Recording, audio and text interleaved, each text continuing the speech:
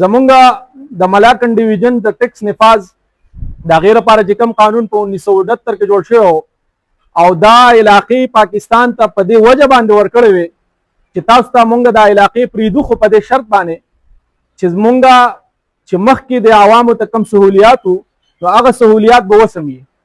مخکې دلته ټیکسونه نه وو نو اوس به هم ټیکسونه نه وي. هغه مشرانو ورسره دا خبره ومنله چې بالکل د 100 کالو پورې به ټیکسونه نه وي خو که بالفرض ټیکس لګي هم نو مونږ به د اسلام آباد په شان اول تاسو له سهولیات درکو بیا به چې مونږ ټیکس ختمو. آیا تاسو سوچ وکئ چې کوم فیسیلیټیز او سهولیات اسلام آباد ته مهیا دي نو هغه فیسیلیټیز زموږ سره شته که نه؟ هغې ته چې کوم روډونه دي هغه روډونه موږ سره شته نشته دی. هغې ته چې کومه بجلي ده هغه بجلي موږ ته شته نشته دی.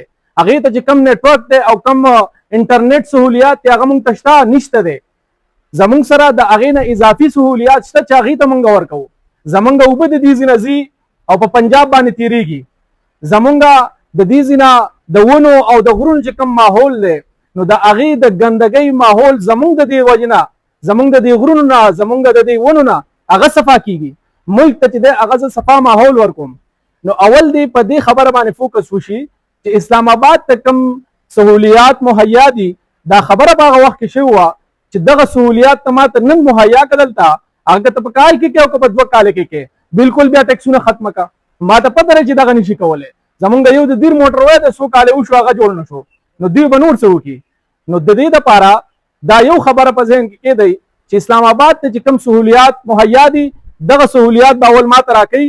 وروسته چې په ملاکنډ ډیویژن باندې دوی څومره ټیکسونه لګوي ودې لګوي هغې ته مونږ تیار یو. نور دا ظلم مونږ نه برداشت کوو.